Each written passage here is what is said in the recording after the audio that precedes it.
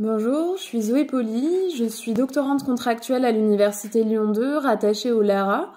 Je suis en deuxième année de thèse et je travaille sur la formation des professionnels de la petite enfance en France dans la seconde moitié du XXe siècle, en m'intéressant plus particulièrement aux auxiliaires de puériculture et aux puéricultrices.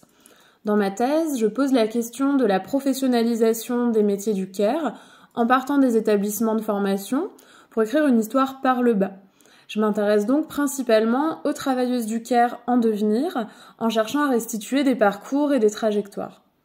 Au premier abord, la question des déplacements d'enfants n'est pas au cœur de mes questionnements. L'appel à communication du colloque a été publié au moment où cette question s'est en quelque sorte imposée à mes recherches et m'a permis de réfléchir à un aspect que j'avais jusque-là peu exploré dans mon sujet, pourtant bien démontré dans les travaux en sociologie sur les métiers du care, à savoir la part importante de femmes migrantes exerçant ces métiers peu qualifiés, mal rémunérés.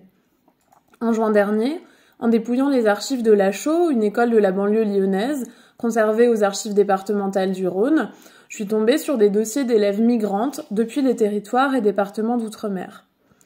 Mon intervention portera donc sur les migrations d'adolescentes nées en Guadeloupe, Guyane, à la Martinique et à la Réunion, et arrivée en France par l'intermédiaire d'un organisme, le BUMIDOM, donc le Bureau pour le développement des migrations dans les départements d'outre-mer.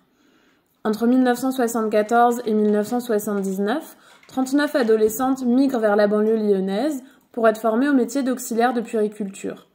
Je propose donc d'étudier leur profil et leur parcours à partir de leurs dossiers d'élèves qui contiennent des informations biographiques, des correspondances de leurs parents avec la direction de l'école, mais aussi des élèves avec la direction,